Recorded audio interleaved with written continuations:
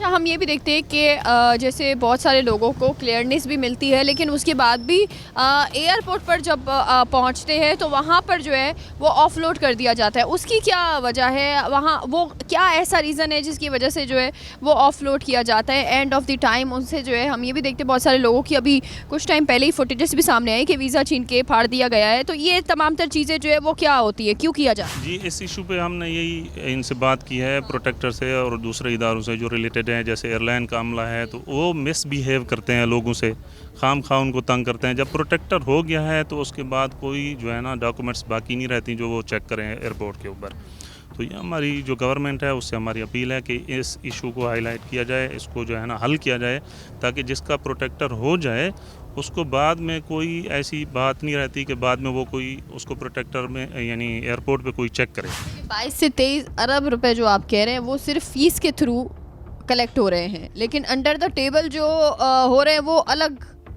Exactly यही है। इसमें जब आप फ़ीस कैलकुलेट करेंगे तो तकरीबन 8 लाख के करीब जो मेडिकल्स हो रहे हैं, तो उसकी फ़ीस आप कैलकुलेट करेंगे तो तकरीबन 22 से 23 अरब रुपए के इसके ओरिजिनल जेन्युइन जो इस टाइम पे फ़ीस है जो हमारी वर्कफोर्स बाहर जाने के लिए बढ़ रही है। तो मैंने पहले भी दरख्वास्त की थी कि आपके सेमी गवर्नमेंट मेडिकल सेंटर्स इतने अच्छे अच्छे पाकिस्तान में हर शहर के अंदर अवेलेबल हैं। आप सऊदी गवर्नमेंट से दूसरे ममालिक से बात करके उनको भी अप्रूव करें, एक कंपटीशन का माहौल पैदा करें, ताकि हमारी जो यूथ बाहर जाने वाली है वो उन सेमी गवर्नमेंट मेडिकल हॉस्पिटल से भी मेडिकल करा सकें।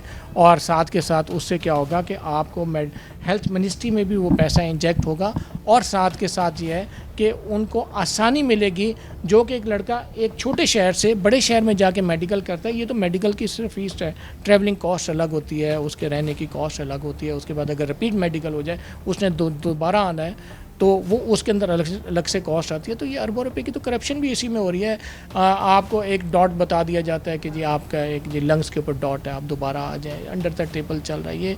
इसको किसी न किसी मिनिस्ट्री के अंडर, किसी न अथॉरिटी के अंडर लेना पड़ेगा फिल फॉर। अच्छा, आप ये बताइएगा, आप यहाँ पर खड़े हुए कब से खड़े हुए?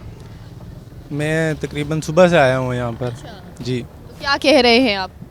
कुछ भी नहीं, बहुत मुश्किल का सामना करना पड़ता है यहाँ पर। जो लाइनों में खड़ना होना पड़ता है, जो पैसे देते हैं उनका पहले काम हो जाता है, और जो यानी कि अपने थ्रू काम करते हैं वो सारा दिन जलील होते हैं, 2 दिन भी जलील होते हैं यहाँ पे।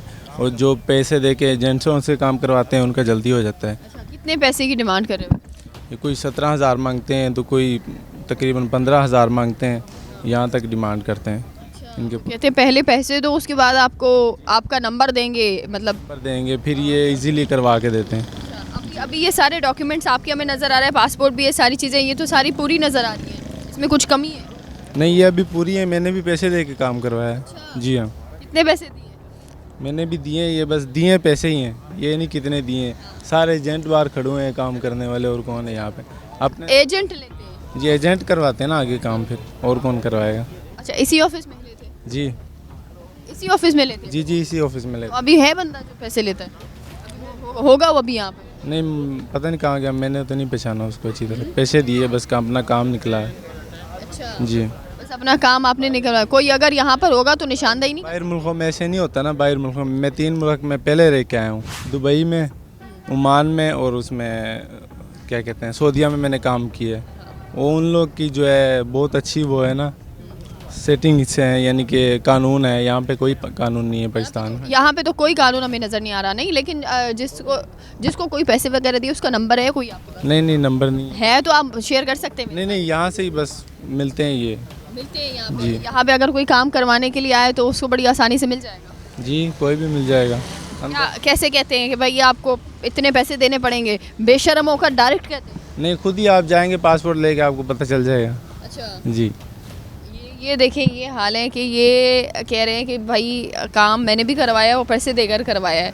यानी कि इतना खुले में ये लोग जो है वो कह रहे होते हैं कि भाई पहले पैसे दो, 17-18 हज़ार रुपये आपको ऊपर से देने पड़ेंगे, और उसके बाद जो है वो आप काम करेंगे। मतलब शर्म में डूब के मर जाओ। हम है जहां बदअनवानी खामोशी से दाखिल होती है, ना रसीद, सिर्फ पैगाम, ना तहरीर। बार बार टेस्ट करवाना बाज़ औक़ात तभी ज़रूरत नहीं बल्कि माली फ़ायदा बन जाता है। नई कतार और नई ताख़ीर गरीब मुसाफिर के लिए नई फीस, हर नया टेस्ट सज़ा बन जाती है।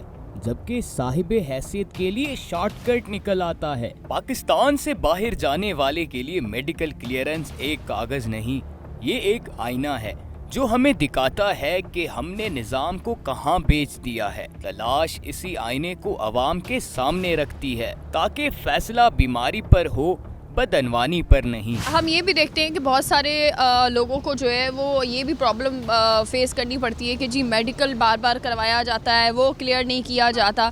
तो ये तमाम तर चीज़ें क्यों की जा रही है? हालांकि गवर्नमेंट जो है वो एक तरफ तो ये कहती है कि ओवरसीज़ एम्प्लॉयज़ जो है वो एम्प्लॉयमेंट ज़्यादा से ज़्यादा होना चाहिए ताकि सरमाया जो है वो अपने मुल्क में आ सके। तो ये इस तरह की फिर क्यों इस तरह की चीज़ें हो रही होती है कि मेडिकल पास नहीं होता या मेडिकल दोबारा से बार बार करवाए जाते हैं? असल में ये जो मेडिकल की मैं बता रहा हूँ ना कि मेडिकल से लेके ये एक मतलब कैंडिडेट जाता है 2-3 दफ़ा रिपीट होता है। इस पे भी गवर्नमेंट देखें, इस पे चेक एंड बैलेंस करे। इसी तरह यानी मेडिकल से लेके सबमिशन एम्बेसी तक जितने भी हमारे यानी हम बेसिकली मिडिल ईस्ट का ज़्यादा काम करते हैं, इसके अलावा तो यूरोप मुल्कों की पोजीशन आपके सामने ही है।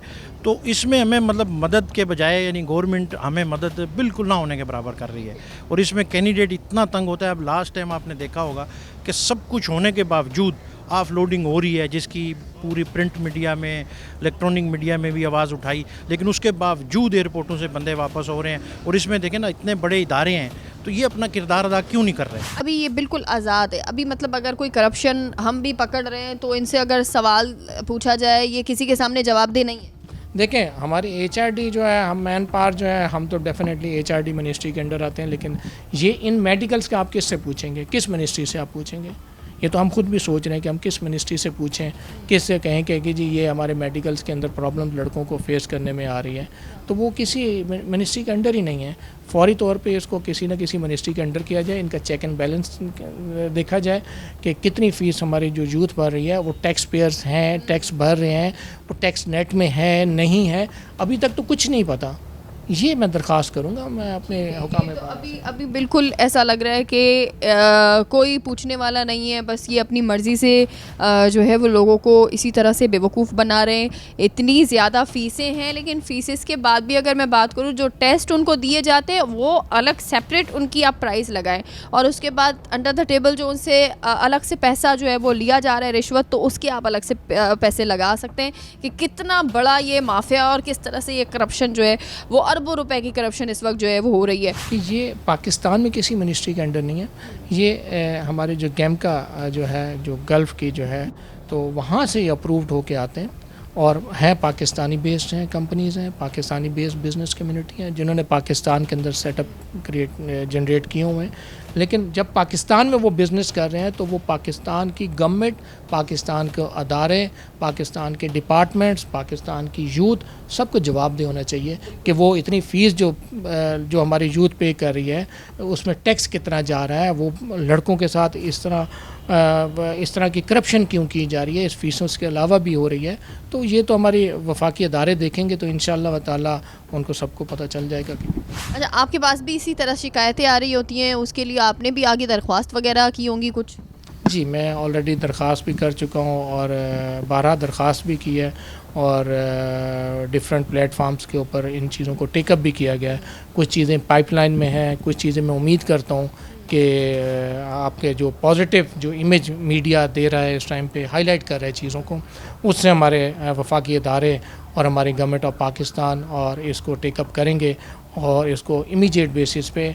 ये तो अभी स्टार्टिंग का एक मेडिकल है, इसके अलावा बहुत सारे स्टेप्स हैं जिसके अंदर अरबों रुपए की करप्शन होती है। कई मुसाफिर ये इल्ज़ाम लगाते हैं कि अगर फाइल सुस्त हो या रिपोर्ट में जानबूझकर एतराज़ लगाया जाए तो इशारों कनाइयों में बताया जाता है कि मसला हल हो सकता है। ये वो मकाम